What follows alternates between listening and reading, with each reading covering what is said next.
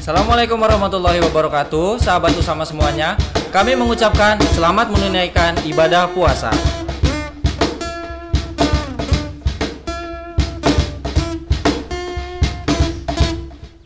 Ramadan datang, alam pun riang, menyambut bulan yang berkah.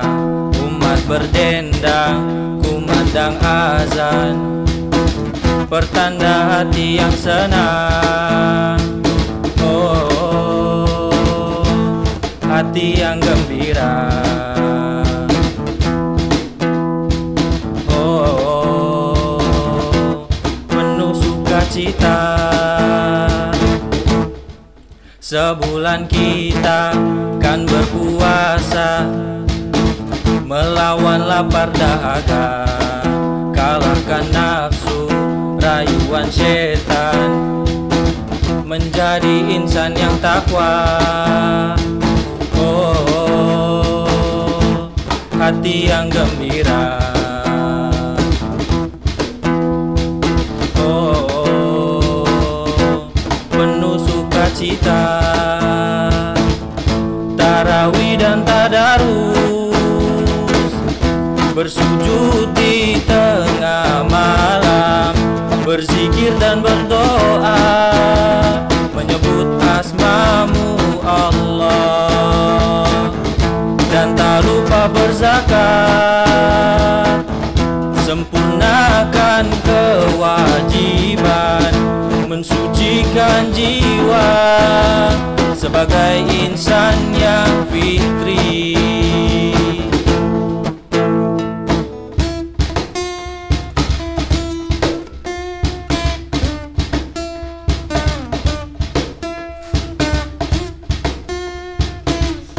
Assalamualaikum warahmatullahi wabarakatuh.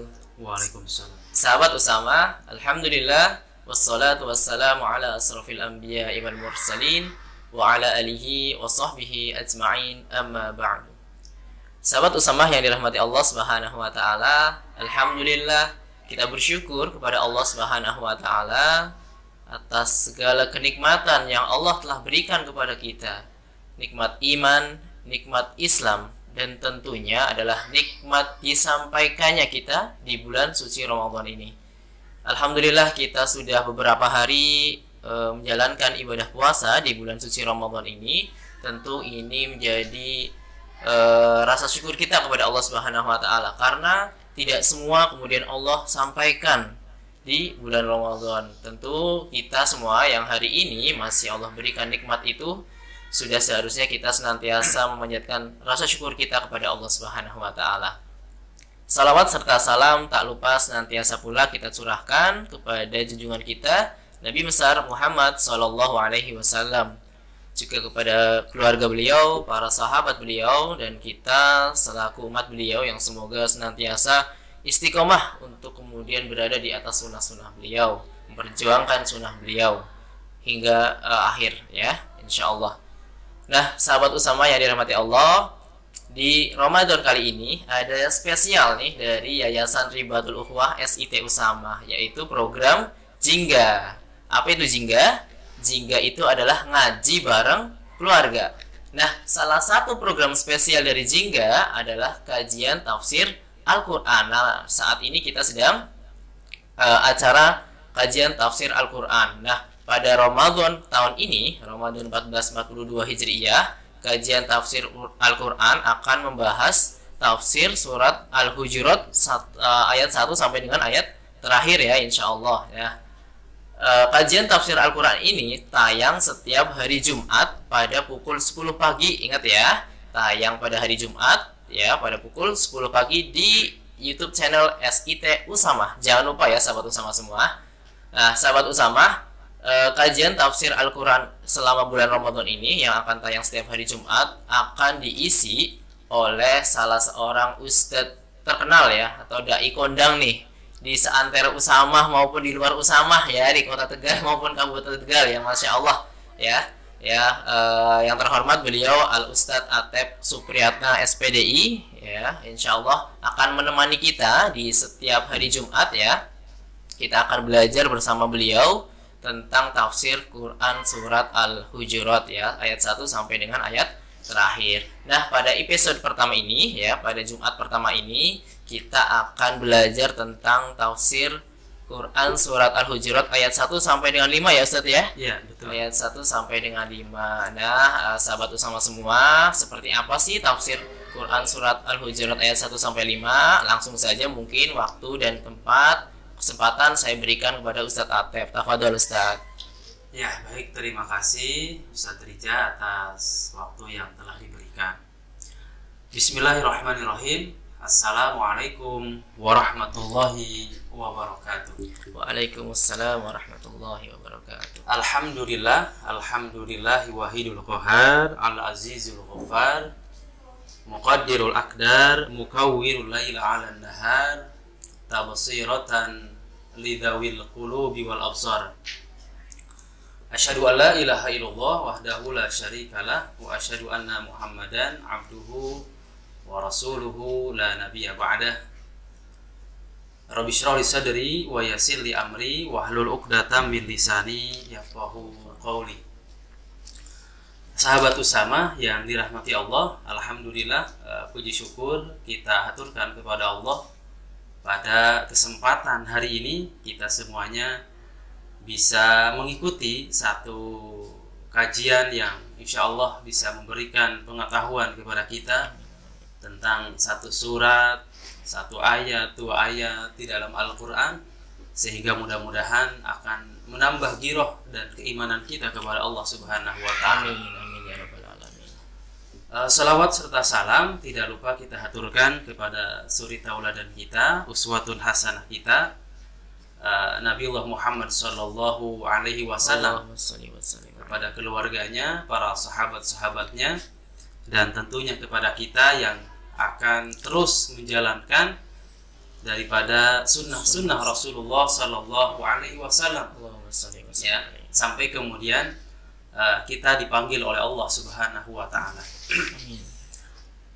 Sahabat Usama yang berbahagia, alhamdulillah ya, pada kesempatan hari ini kita akan mengkaji satu surat ya, di ayat yang pertama sampai ayat yang kelima di surat Al-Hujurat. Nah, Al-Hujurat ini jamaah dan sahabat Usama yang dirahmati Allah Subhanahu wa Ta'ala, merupakan satu surat yang kemudian membahas bagaimana kemudian tentang adab-adab kita kepada Allah Subhanahu wa Ta'ala, adab kita kepada Rasulullah Sallallahu Alaihi Wasallam, dan kemudian tidak lupa juga tentang bagaimana adab-adab kita dengan sesama, dengan saudara kita, dengan orang-orang yang dengan di sekeliling kita ya. Sahabat Usama yang dirahmati Allah, mari kita awali saja. Silahkan yang di rumah bisa dibuka Al-Qur'annya, bisa dibuka mushafnya. Kita akan kaji bareng-bareng, kita akan terjemahkan, melihat bagaimana kemudian setiap kandungan, setiap isi yang tersirat di dalam surat Al-Hujurat ini ya. Bismillahirrahmanirrahim. Ya ayyuhalladzina amanu, wahai orang-orang yang beriman. Khitabnya ya, yang dipanggil adalah orang yang beriman. Tentunya kita yang merasa, yang mengaku diri kita ini adalah orang yang beriman kepada Allah Subhanahu wa Ta'ala. Bagaimana kemudian isinya? La tuqaddimu baina yadayillah wa rasulih. Janganlah engkau mendahului ketetapan Allah dan Rasulnya. Ketetapan Allah dan Rasulnya, larangannya adalah jangan sampai kita mendahului Allah dan Rasulullah Sallallahu Alaihi Wasallam. Dalam hal ini, sahabat Usama yang dirahmati Allah, salah seorang sahabat namanya Ibnu Abbas mengatakan tentang ayat ini, la taqulu khilafal kitabi wa sunnah. Jangan engkau mengatakan sesuatu yang menyelisihi daripada kemudian kitab, itu Al-Quran dan sunnah Rasulullah Sallallahu Alaihi Wasallam. Jadi kalau kita melakukan sesuatu, mengatakan sesuatu, harus yang pertama kali kita dahulukan adalah Al-Quran dan sunnah. Yang harus kita dahulukan adalah Allah dan Rasulullah SAW. La tuqaddimu qawlan aw fi'lan. Jangan sampai kemudian kita mendahulukan baik itu perbuatan kita, baik itu kemudian perkataan kita, ya, melebihi daripada kemudian dikatakan oleh Allah dan Rasulullah Shallallahu Alaihi Wasallam.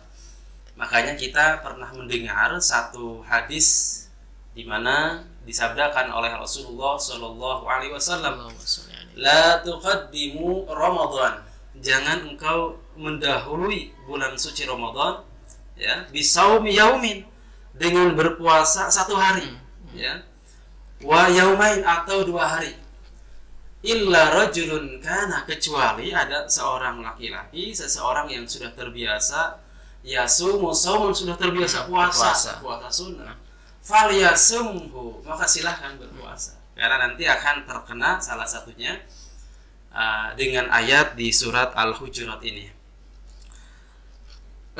Kemudian di ayat selanjutnya, sahabat Usamah yang dirahmati Allah, wattaqullah, dan bertakwalah kepada Allah, takutlah kepada Allah. Karena kenapa? Karena kemudian di dalam Al-Quran disebutkan wala taqfu ma laisa laka bihi ilmun, jangan engkau mengatakan sesuatu kecuali dengan ilmunya.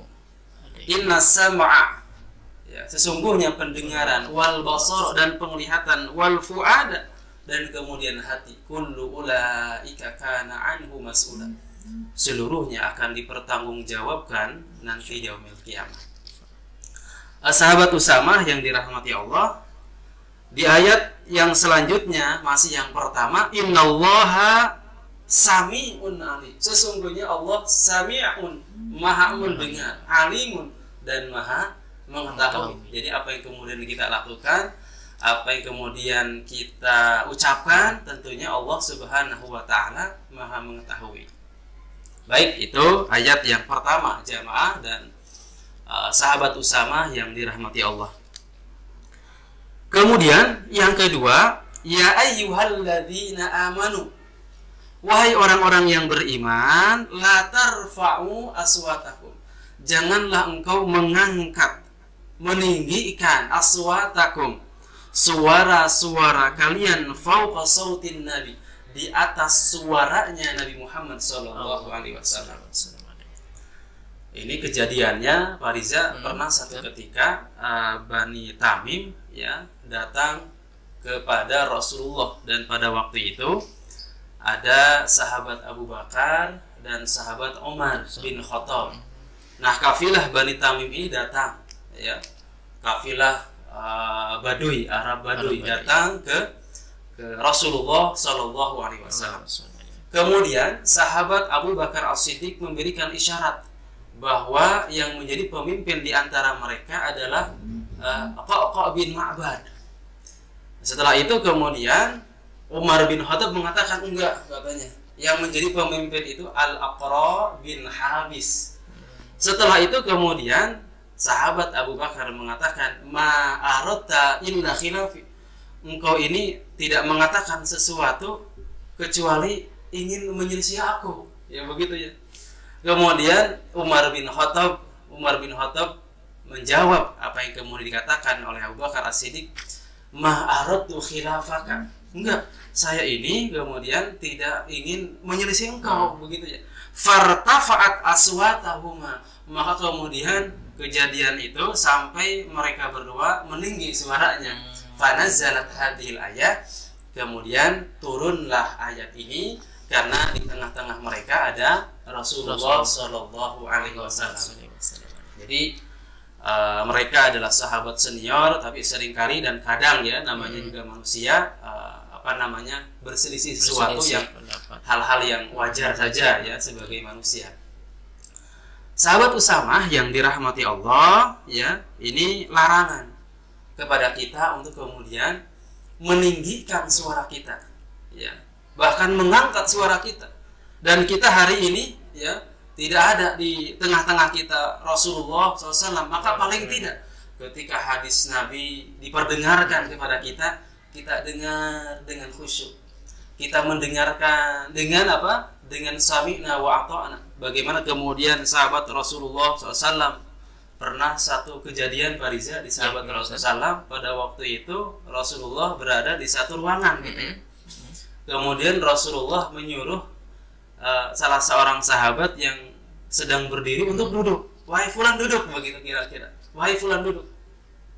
Kemudian perintah itu ternyata terdengar sampai keluar ruangan. Ada beberapa sahabat yang di luar ruangan mendengar apa yang disampaikan oleh Rasulullah untuk kemudian duduk, maka mereka pun yang di luar ruangan ikutan duduk. Saking taatnya, saking sami'na wa ata'anya kepada Rasulullah sallallahu alaihi wasallam. Kemudian di ayat selanjutnya, wala tajharu lahu, dan janganlah engkau mengeraskan lahu kepadanya bil qaul, dengan perkataan, kajahri, seperti kerasnya ba'dikum, sebagian kalian, li ba'din, untuk sebagian yang lain. Jadi seolah-olah Allah Subhanahu wa taala berpesan kepada kita, jangan engkau panggil Rasulullah sallallahu alaihi wasallam sebagaimana engkau memanggil sebagian kalian, sebagaimana kemudian kita memanggil teman-teman kita, saudara-saudara kita dengan namanya langsung. Lah kalau kita ya, Fariza, saya ya kebetulan memang aktif di sekolah di SDIT. Kebetulan misalkan Fariza ada anak didik ya, yang kemudian memanggil langsung nama kita, gimana itu perasaannya Fariza? Gak enak ya. Gak enak gitu ya. Langsung dipanggil namanya, wahai Riza, wahai Atep, begitu ya. Ini Nabi Muhammad SAW ya, manusia terbaik di muka bumi ini, yang maksum, yang mana kemudian dosa-dosa yang telah lalu dan yang akan datang sudah dihapus oleh Allah Subhanahu wa taala dan dijamin masuk surga. Wala tajharu lahu, jangan engkau kemudian keraskan lahu kepadanya, kepada Nabi Muhammad, bil qaul, dengan kemudian perkataan. Makanya kita temukan Fariza di dalam Al-Quran itu, kita tidak pernah menemukan di dalam ayat-ayat Al-Quran Allah Subhanahu wa ta'ala memanggil secara langsung Fariza. Tidak ada kalimat di dalam Al-Quran ya Muhammad, tidak ada. Tetapi apa? Dengan sebutan-sebutan, ya Nabi Allah, ya Rasul, ya Muzammil, wahai yang berselimut, ya ayyuhal mudaththir, dengan sebutan-sebutan, tidak langsung dengan namanya. Wala tajharu lahu bil qaul kajahri ba'dikum li ba'di. Jadi jangan sampai kemudian kita memanggil Rasulullah sallallahu alaihi wasallam sebagaimana kemudian kita memanggil teman-teman kita, saudara kita, orang-orang biasa begitu. Nabi Muhammad itu luar biasa, orang yang mulia. Bagaimana kemudian kita harus mengangkat adab kita, kesopanan kita, ya, peribahasa yang halus kita di depan Rasulullah sallallahu alaihi wasallam. Makanya sahabat Usamah yang dirahmati Allah, kita temukan di dalam Al-Quran di surat An-Nur, Fariza, disebutkan ya, la taj'alu du'a ar-rasul, jangan engkau jadikan panggilan kepada Rasul bainakum, di antara kalian, kadu'a ba'dikum ba'd, seperti panggilan sebagian kalian kepada sebagian yang lain. Ya. Jadi ya Nabi Allah, ya Rasulullah, seperti itu, harus dengan sopan, dengan adab, begitu ya. Kemudian antahbatu a'malukum, karena apa? Bisa jadi dengan perbuatan mengeraskan suara, tidak sopan, ya, tidak santun, tidak beradab kepada Rasulullah, bisa jadi a'malukum, amal-amal kalian hilang, ya, terhapus semuanya, wa antum la tash'urun, dan kalian tidak merasa, dan kalian tidak sadar, pahalanya hilang. Jadi luar biasa Fariza, tidak sopan santun, tidak beradab kepada Nabi Muhammad, ini bisa menghilangkan pahala seseorang. Maka bagaimana kemudian ketika seseorang na'udzubillahi min dzalik sampai kemudian merendahkan Rasulullah, sampai menghina Rasulullah sallallahu alaihi wasallam, na'udzubillahi min dzalik. Baik sahabat Usamah yang dirahmati Allah, kita lanjutkan kembali di ayat yang ke-3 ya. Innal ladzina yaghudduna aswatahum, sesungguhnya orang-orang yang kemudian merendahkan suaranya, ya, merendahkan, menundukkan suaranya inda Rasulillah, di samping Rasulullah Shallallahu Alaihi Wasallam, ketika bersama Rasulullah.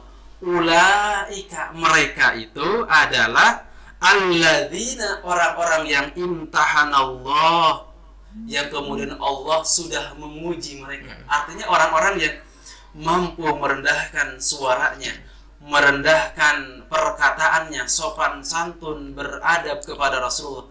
Mereka itu orang-orang yang sudah lulus ujiannya. Imtahanallah, ya. Allah yang kemudian sudah menguji mereka, qulubahum, hati mereka, littaqwa, untuk bertakwa. Makanya ujian-ujian itu kan banyak sekali, Pak Riza. Betul sekali. Ada ujian larangan, ada ujian berbentuk perintah, ya. Nah, ini ujiannya apa? Ujiannya untuk kemudian sopan santun kepada Rasulullah, beradab kepada Rasulullah, dan merendahkan suara kita. Jangan sampai kita mengangkat suara kita di hadapan Rasulullah. Atau ketika kemudian mendengar hadis Nabi Muhammad SAW dibacakan di tengah-tengah kita. Lahum maghfiratun wa ajrun azim. Bagi mereka, lahum, bagi mereka, maghfiratun, akan mendapatkan maghfirah, akan mendapatkan ampunan, wa ajrun, dan pahala, dan kemudian balasan azimun, yang besar, ya. Ini orang-orang yang lulus ujian dari Allah Subhanahu wa Ta'ala, yang mampu kemudian merendahkan suaranya, bersopan santun, beradab, ya, di hadapan Rasulullah Shallallahu Alaihi Wasallam. Karena sahabat Usamah yang dirahmati Allah, kisah ini, ya, berhadapan dengan kisah di mana kemudian orang Arab Baduy yang mereka tidak mengenal bagaimana kemudian kesopanan, tidak mengenal bagaimana kemudian sopan santun, tidak mengenal bagaimana kemudian peribahasa yang halus. Sahabat-sahabat itu tidak berani memanggil Rasulullah, ya Muhammad, tidak berani. Orang Arab Baduy itu langsung kemudian memanggil Rasulullah dengan ya Muhammad.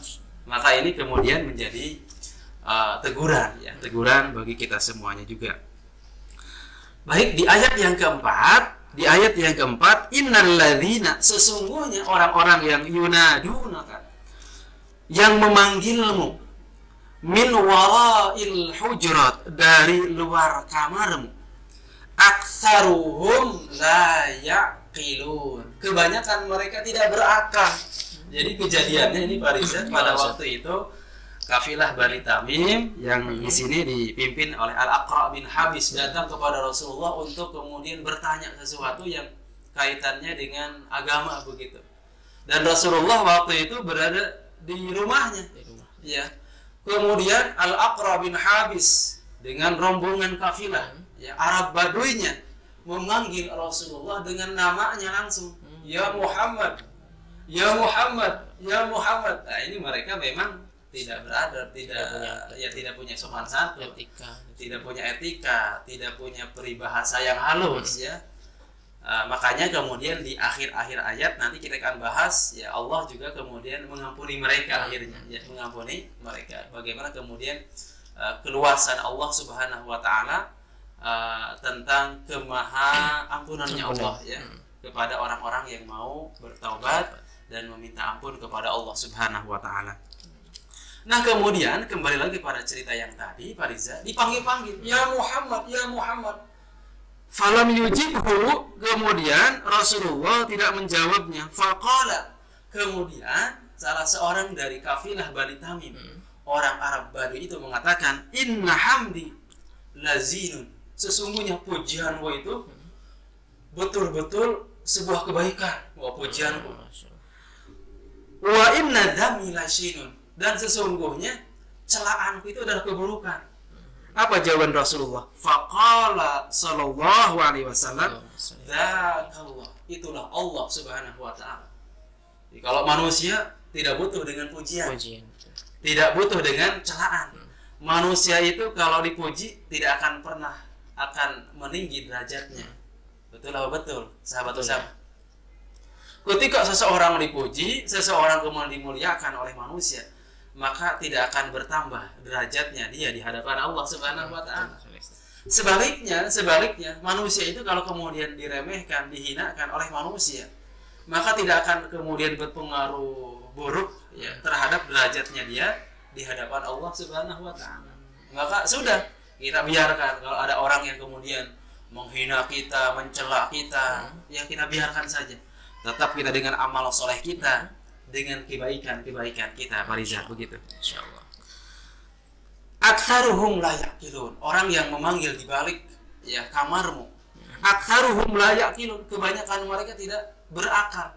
Maka kemudian para ulama mengambil sebuah kesimpulan, Fariza, bahwa orang-orang yang kemudian tidak berakal itu punya kolerasi, ya punya kolerasi dengan ketidakmampuan dia tidak beradab. Ketika dia tidak beradab, tidak punya sopan santun, maka para ulama mengatakan sesungguhnya mereka kurang berakal, begitu ya. Kurang akalnya. Ini kesimpulan para ulama begitu. Sebagaimana kemudian banyak terjadi di tengah-tengah kita. Kemudian sahabat Usamah yang dirahmati Allah di ayat selanjutnya, walau annahum sabaru, kalau saja mereka sabar, nunggulah sebentar gitu ya, hatta takhruja ilaihim, sampai engkau keluar kepada mereka, untuk mereka, lakana khairul lahum, maka sungguh akan lebih baik bagi mereka. Tunggu sebentar, napa begitu ya, gak usah manggil-manggil tidak sopan, ya Muhammad, tunggu sebentar, lakana khairul lahum, maka hal itu lebih baik lahum bagi mereka. Dan luar biasa, sahabat Usamah yang dirahmati Allah, Allah kemudian menutup ayat di ayat yang kelima ini, wallahu ghafurur rahim. Ya sudah, kalau begitu Allah tetap mengampuni mereka ya.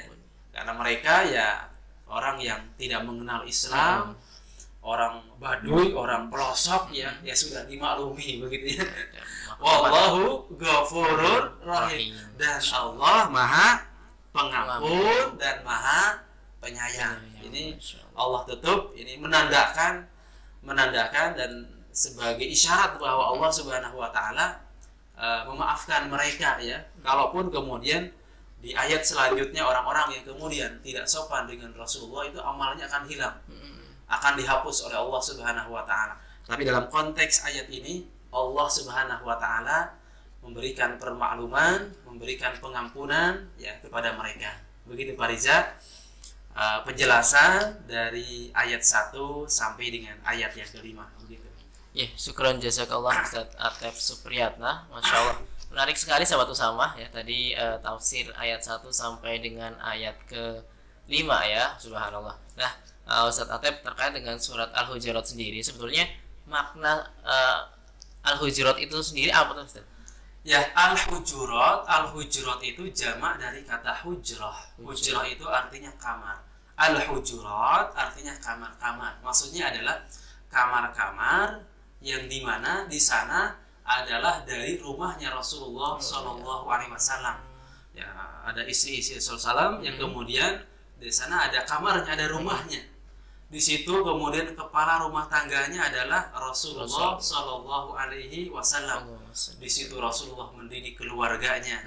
Di situ Rasulullah sujud. Di situ Rasulullah kemudian membaca Al-Quran, beribadah kepada Allah Subhanahu Wa Taala. Ya. Dan yang luar biasa Fariza, ya, ini kamar ataupun rumahnya Rasulullah dijadikan nama surat di dalam Al-Quran. Dijadikan nama surat di dalam Al-Quran. Dan rumah Rasulullah bukan rumah mewah seperti zaman sekarang, megah, tingkat bertingkat-tingkat, luasnya ribuan meter, tidak. Rumahnya sederhana luar biasa, tapi di situ kemudian Rasulullah SAW memberikan pengajaran kepada istrinya, mencontohkan kepada sahabatnya tentang bagaimana kemudian nilai-nilai Islam, nilai-nilai keimanan. Ada cerita yang menarik di mana kemudian Rasulullah SAW senantiasa berpesan kepada Aisyah radhiyallahu anha bahwa kemudian ketika Rasulullah mau sholat, wahai Aisyah, ketika engkau sudah melihat aku mau sujud, tolong ya, ini lututnya dilipat karena saking sempitnya tempatnya. Saking Gitu, Ustaz. iya begitu, saking sempitnya tempatnya rumah Rasulullah SAW. Ketika mau sujud, saya sujud, tolong kaki engkau lipat begitu. Tekuk dulu Tekuk dulu, barangkali. ditekuk dulu begitu ya. Pertanyaannya, kenapa nggak ditekuk dari awal begitu ya? Pertanyaan begitu mungkin muncul. Kenapa tidak ditekuk dari awal? Karena Rasulullah SAW kalau sholat jumlah bacaannya bisa sampai berjuz-juz di dalam satu rakaat di dalam membaca Al-Quran. Ya, pernah satu riwayat disebutkan Rasulullah SAW itu dalam satu rakaat bisa sampai 5 juz, 5 juz. Surat Al-Baqarah, Ali Imran, An-Nisa, terus sampai dikisahkan satu rakaatnya bisa sampai 5 juz. Jadi pada intinya itu Pak Riza, Al-Hujurat itu adalah kamar dari rumah Rasulullah SAW yang kemudian dari keberkahan rumahnya itu Allah jadikan ya, Allah jadikan nama surat di dalam Al-Quran. Jadi kamar Rasulullah ya Ustaz ya. Betul. Masya Allah sekali ya. Itu tadi makna dari Al-Hujurat. Nah, sekarang Ustaz barangkali mungkin isi kandungan dari ayat 1 sampai dengan ayat 5 barangkali juga kesimpulan ya, kesimpulan dari tafsir ayat 1 sampai dengan ayat 5. Gimana Ustaz? Ya. Kesimpulan ataupun isi kandungan surat Al-Hujurat ayat 1 sampai ayat yang kelima ini membahas tentang adab ya, tentang etika kita kepada Allah, kepada Rasulullah ya, termasuk nanti kita juga akan membahas adab dan etika kepada saudara-saudara kita ya. Dan luar biasa, inti dakwah Rasulullah SAW diutus ke muka bumi ini adalah untuk menyempurnakan akhlak, adab-adab yang baik, akhlak-akhlak yang mulia. Inni bu'istu, kata Rasulullah, liutammima makarimal akhlak. Sungguhnya kami diutus untuk menyempurnakan akhlak yang mulia. Ini Islam ini tidak hanya kemudian membahas bagaimana kemudian ibadah sholat, puasa, ibadah ritual saja, yang hanya fokus ibadah saja. Tapi kemudian bagaimana kemudian Pak Riza kita bisa memberikan kenyamanan kepada orang-orang yang di sekitar kita. Ya. Yang menarik apa yang dikatakan oleh Ibnu Mubarak. Dia mengatakan ta'allamna al-adab 30 aman. Kami belajar tentang adab, ilmu tentang bagaimana kemudian kesopanan, etika 30 aman, 30 tahun. Wa ta'allamna al-ilma, dan kami mempelajari ilmu itu 20 aman, 20 tahun. Jadi adab lebih lama daripada kemudian ilmu itu sendiri, begitu Pak Riza. Ya. Masya Allah, sahabat semua luar biasa sekali ya. Tadi di episode kali ini kita belajar terkait tentang adab ya, tentang etika kepada Allah dan juga kepada Rasulullah. Tadi disampaikan oleh Ustaz Atep bahwa Islam itu bukan hanya kemudian terkait ritual ibadah saja, tapi bagaimana kemudian adab, etika itu diajarkan ya, bahkan kepada Allah dan kepada Rasulullah. Bagaimana kita harus beretika atau beradab ya, tidak kemudian meninggikan suara dan sebagainya. Nah, sahabat Usama, menarik sekali ya kajian kita pada episode kali ini. Insya Allah nanti kita akan lanjutkan ya tafsir Quran surat Al-Hujurat ayat selanjutnya, yaitu ayat 6 sampai dengan ayat 10 di pekan depan ya, di Jumat depan insya Allah. Nah, bagi sahabat Usama yang belum tahu kajian tafsir ini tayang di mana, jangan lupa ya, kajian tafsir Al-Quran ini tayang setiap hari Jumat pada pukul 10 pagi di YouTube channel SIT Usama. Nah, sahabat Usama, barangkali itu mungkin pertemuan kita pada hari ini, Ustadz Atep ya. Insya Allah nanti kita akan bertemu lagi dengan saya, Pak Riza dan Ustadz Atep di episode kedua pekan depan. Insya Allah Ustadz. Kurang lebihnya mohon maaf. Kami pamit. Wassalamualaikum warahmatullahi wabarakatuh.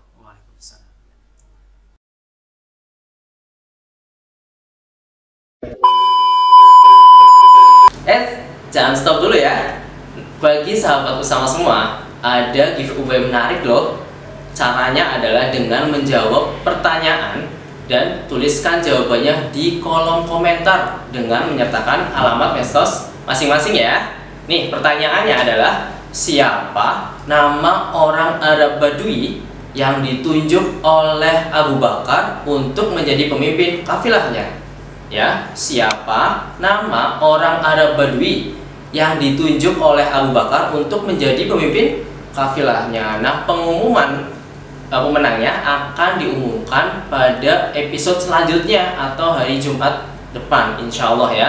Silahkan tulis jawabannya yang sudah tahu di kolom komentar beserta alamat medsosnya. Oke? Bagi sahabat Usama semua, jangan lupa subscribe dan like ya setiap postingan dari SIT Usama ya. Sekali lagi, yang tahu jawabannya nanti silahkan ditulis di kolom komentar ya beserta alamat medsosnya masing-masing. Terima kasih.